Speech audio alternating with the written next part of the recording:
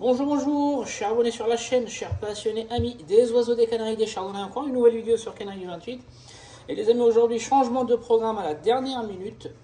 Donc je m'apprêtais soit à vous publier une vidéo que j'avais déjà préparée. Donc c'était la présentation des élevages de certains éleveurs débutants, avec quelques commentaires, ou bien en fait un petit rappel sur la maladie du point noir. Donc vous savez très bien, les anciens savent qu'on a démarré une série en fait de rappels sur des maladies qu'on peut soigner via des produits qui sont libre service sur internet. Donc la prochaine vidéo, ça sera soit le petit rappel sur le point noir, ou soit la présentation des élevages de quelques éleveurs amateurs qui m'ont envoyé leurs photos, leurs vidéos.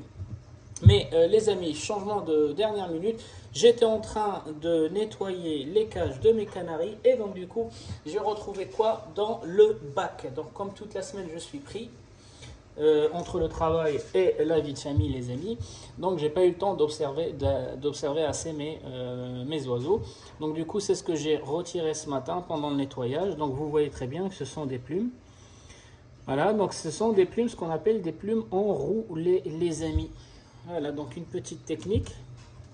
Moi, je vous partage toutes mes techniques, les amis. C'est à prendre ou soit vous pouvez les prendre, les appliquer, soit vous avez d'autres techniques, soit vous pouvez les compléter, soit vous pouvez rien en faire, les amis. C'est chacun son degré d'expertise et chacun ses techniques. Je vous ai expliqué, on change d'éleveur, on change de technique, les amis, on change d'école.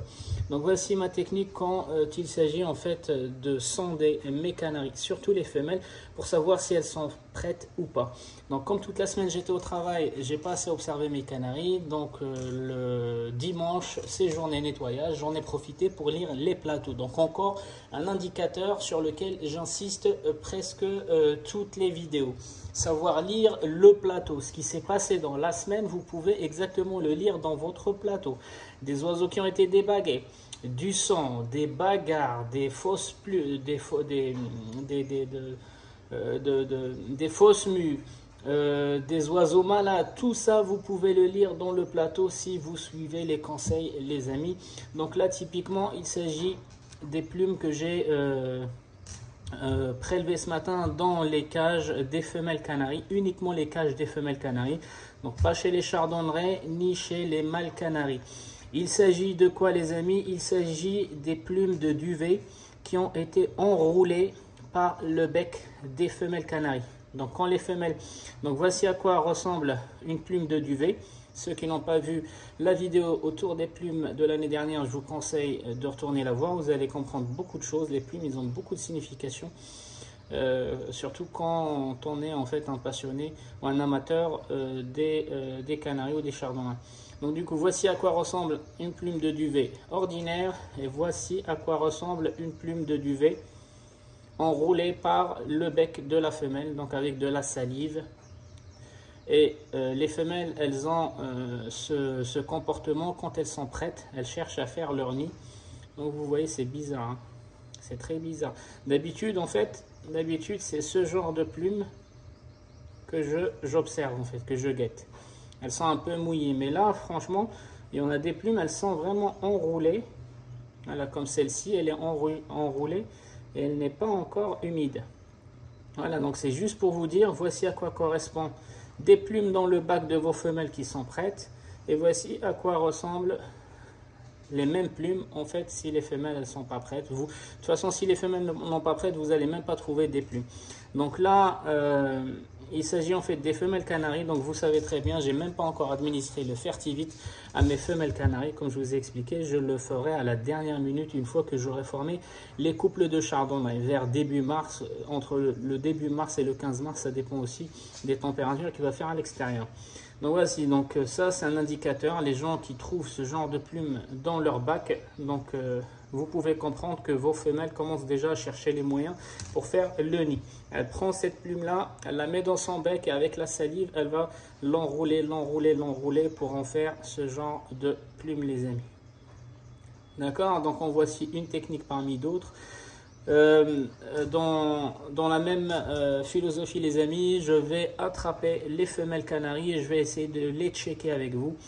Voilà, donc je vais découvrir en même temps le degré de la préparation des femelles, en même temps que vous sur la vidéo. Donc ça, je le fous à la poubelle. Donc j'ai prévu un peu d'eau tiède avec des cotons-tiges. On va voir pourquoi faire. À tout de suite les amis, restez avec nous.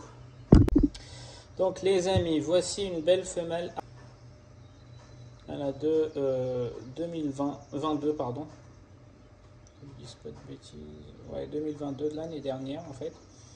Voilà, donc c'est une jeune qui n'a pas encore reçu ni Fertivite ni rien du tout. Elle reçoit la pâtée 2 fois par semaine depuis une semaine, programme de février. Et puis elle reçoit un régime alimentaire assez complet. Donc du coup, pour checker le degré de préparation de la femelle, je vais vous montrer trois endroits que je check directement. Donc le premier endroit les amis, contrairement à ce que font la majorité des éleveurs, en fait ils vont tout de suite souffler là-dedans. Donc il y a un degré d'indicateur qui se voit sur la glande uripigienne les amis, c'est la glande qui se trouve ici. C'est pour ça que je vous ai expliqué. Les gens qui n'ont pas vu la vidéo autour des plumes, je vous conseille vivement de retourner la voir parce qu'elle va vous servir en fait pendant toutes les saisons annuelles de votre élevage. Donc la glande uripigienne, c'est quoi? En fait, c'est tout simplement le petit gland que vous voyez. Voilà, donc c'est le petit gland que vous voyez ici, les amis. Donc je vais essayer de le tremper et je vais vous le montrer par la suite.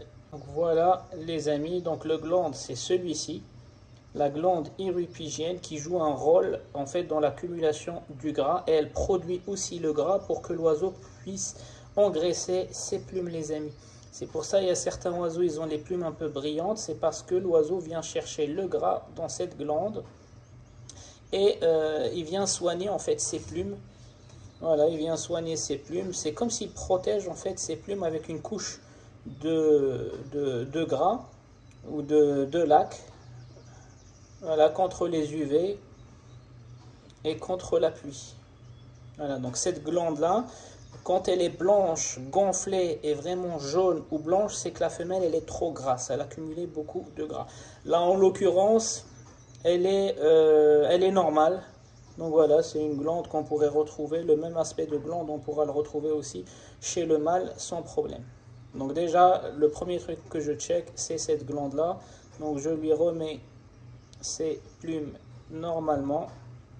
Hop. Et je passe au niveau 2, les amis, qui est hop, le dessous du bréchet, les amis. Voilà. Donc au niveau du jabot, juste en dessous du jabot, il y a une cumulation de gras qu'on doit pouvoir voir sur les oiseaux.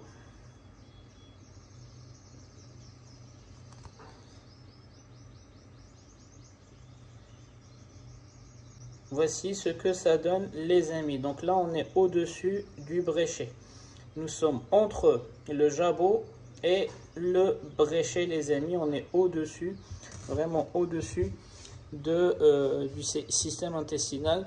Donc ça c'est du gras qui a été cumulé par la femelle pour se préparer à la période d'incubation. Donc à savoir que la période d'incubation, les femelles vont rester au nid, elles vont se lever uniquement le matin, midi et soir pour manger un minimum. Et donc du coup ça c'est des réserves qui vont construire avant la période de reproduction pour mieux se nourrir et pour mieux tirer sur cette réserve là pendant toute la phase d'incubation. D'accord, donc celle-ci en l'occurrence, je vois qu'elle a accumulé du gras à ce niveau-là, donc c'est même pas la peine que j'aille plus bas. D'accord, donc d'autres femelles, les amis, quand le gras n'est pas assez cumulé ici, on va ensuite descendre, et c'est ce qu'ils font plusieurs éleveurs, ils vont descendre tout de suite dans la partie abdomen.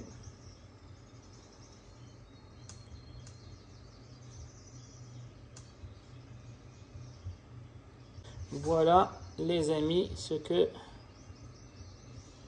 ça va donner, une femelle qui est prête, donc du gras aussi dans l'abdomen. Et vous voyez qu'il y a tellement de gras que son cloaque, il fait partie de la prolongation du ventre les amis. Je vais vous montrer aussi des mâles. Regardez, le cloaque fait partie de la prolongation du ventre, les amis.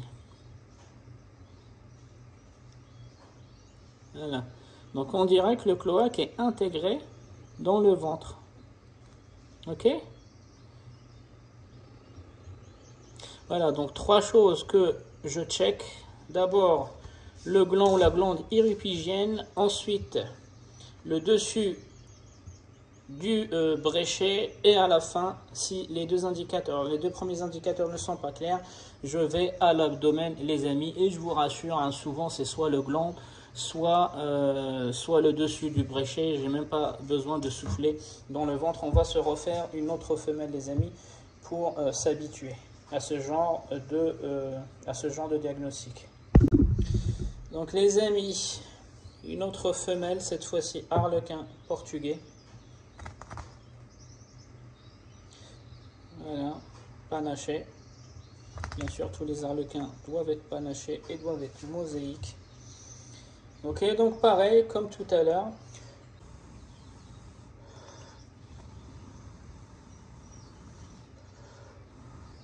Elle est un peu chargée. Elle est un peu grasse, les amis. Donc ça veut dire elle n'est pas encore tout à fait prête, cette femelle-là. Donc ensuite, comme on a vu, donc moi je vais changer de coton-tige. J'en prends un deuxième, les amis, parce que j'aime pas chipoter les oiseaux avec le même coton-tige. Donc voilà, les amis. Donc c'est vraiment le tout début. Donc, vous voyez par rapport à l'autre, celle-ci elle est vraiment au tout début. Elle commence à peine à accumuler un peu le gras. Donc maintenant, on va voir la cohérence avec le bas. Logiquement, elle ne doit pas avoir beaucoup de gras dans l'abdomen. Vous voyez par rapport à l'autre, les amis, donc celle-ci n'a pas encore de blanc ni de jaune dans le ventre. Et voilà, ça commence dans la glande hirupygienne, ensuite dans le cou, en dessous du cou. C'est vraiment la réserve. Et ensuite, le trop de gras, il descendra dans l'abdomen. Donc celle-ci, elle est en cours d'engraissement. Elle est en train de s'engraisser petit à petit. Ça va finir ici, une fois qu'elle sera assez grasse, ça va se finir, ça va ressortir ici, les amis. Ensuite, les amis, une autre femelle. Donc cette fois-ci, c'est une femelle reproductrice de 2021. Voilà, une UP allemand aussi. Donc même constat, je vais la checker devant vous.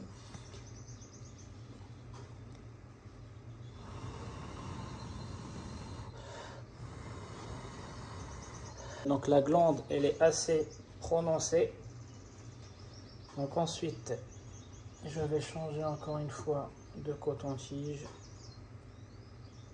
Et je viens regarder. Donc les amis, voici ce que ça donne. Donc elle est bien grasse. Et comment je vois qu'elle est bien grasse, je commence à voir des veines qui se dilatent. Vous voyez là, je ne sais pas si vous avez... Voilà, les veines qui commencent à se dilater, c'est qu'elle a cumulé beaucoup de gras. Et donc du coup, celle-ci, elle doit être vraiment prête dans tous les sens. Si je regarde là, on doit pouvoir voir, même pas voir son cloaque.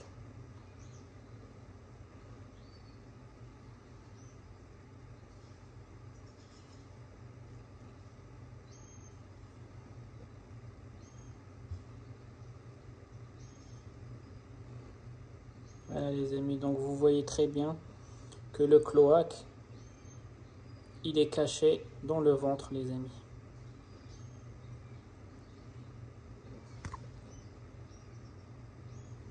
Voilà, donc elle a accumulé du gras et le cloaque est caché dans le ventre.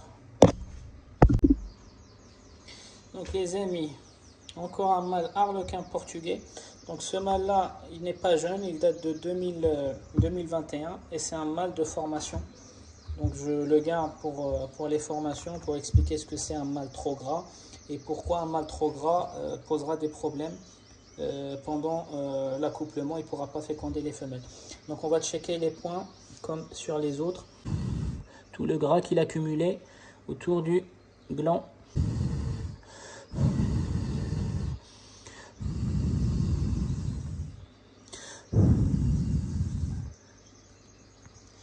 Vous avez vu. Donc ensuite, au niveau de la poitrine,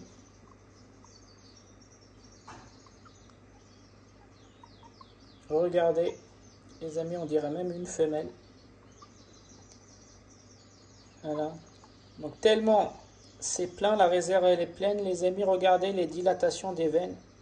Donc quand ça arrive, voilà, quand ça arrive à ce niveau-là, bah en fait le corps va envoyer la graisse dans la partie inférieure. Et regardez comment il est gras. On dirait même une femelle qui va pondre dans 2 jours. D'accord? Donc ici ça va, il n'a pas encore trop de veines. Alors, donc il faut surveiller, quand il y a trop de dilatation de veines, ça peut se transformer en problème les amis. Donc là ça va, mais bon. Vous voyez le cloaque du mâle les amis, il n'est jamais dans la prolongation du ventre, il est toujours vers le bas. Donc là il n'est pas encore prêt. Quand il sera prêt, le cloaque pardon, il va doubler de volume. Voilà, il va devenir comme ça. Voilà, pour pouvoir arriver à la femelle. Mais le problème c'est que les mâles, quand ils sont gras comme ça, leur ventre il dépasse le cloaque. Et au moment où ils veulent féconder la femelle, c'est le ventre qui va toucher le cloaque de la femelle ou le croupion de la femelle et pas le cloaque. Donc dans la logique, les deux cloaques doivent se croiser, doivent se toucher. Le cloaque du mâle et le cloaque de la femelle. Mais comme le cloaque du mâle il est à l'intérieur, il est plus bas que le ventre, c'est le ventre qui va le bloquer au moment de l'accouplement. Et c'est pour ça on dit c'est un problème mécanique d'accouplement les amis. Donc encore une fois, ce mâle-là qui est dominant, il est tellement gros qu'il ne course pas mes mâles de la batterie. Donc il y a des mâles dominants, moi j'en ai pas de mâles dominés. En fait, je voulais vous montrer d'autres problèmes que des mâles dominés peuvent avoir. On dirait que c'est un début de coccidiose. On voit les sécomes. Moi j'en ai pas, j'ai checké mes mâles. Pourquoi? Parce que lui, ça m'arrange qu'il soit dominant. Premièrement, c'est un support de formation. Et deuxièmement, en fait, il n'arrive pas à courser, à attaquer les autres mâles. Donc il est dominant sans être vraiment dominant. Il est dominant, ça veut dire, tant qu'il n'a pas fini sa pâtée, il fait des fois tous les mangeoires. Quand je viens de remplir les mangeoires, c'est lui qui fait toutes les grosses graines. Et les autres, ils peuvent manger dans les autres mangeoires. Quand je donne de la pâtée, lui, il va se mettre dans le godet. Il ne laissera personne manger tant qu'il est en train de manger. Donc c'est pour ça que je mets 2 ou 3 supports de pâté dans cette cage-là. Et en plus de ça, il ne peut pas courser les autres pour les agresser. Donc c'est pour ça que je n'ai pas de mâle vraiment dominé en termes de canaries. D'accord? Mais voilà, il y en a certains, ils vont se reconnaître. Ils peuvent voir en fait beaucoup de mâles dans leur volière avec des problèmes. On dirait que c'est le début de la coccidiose. C'est juste le stress parce qu'ils sont en permanence dominés. Et puis ça fait ressortir le sécom. Donc l'idéal c'est qu'ils puissent installer les petits perchoirs, comme je vous ai montré, 5 cm, ça évite que des mâles dominants puissent agresser d'autres mâles. Et avec le temps, ça va devenir en fait une vraie maladie, type coccidiose, type mégabactérie, etc., etc. Le stress, il freine les fonctions élémentaires du corps, les amis.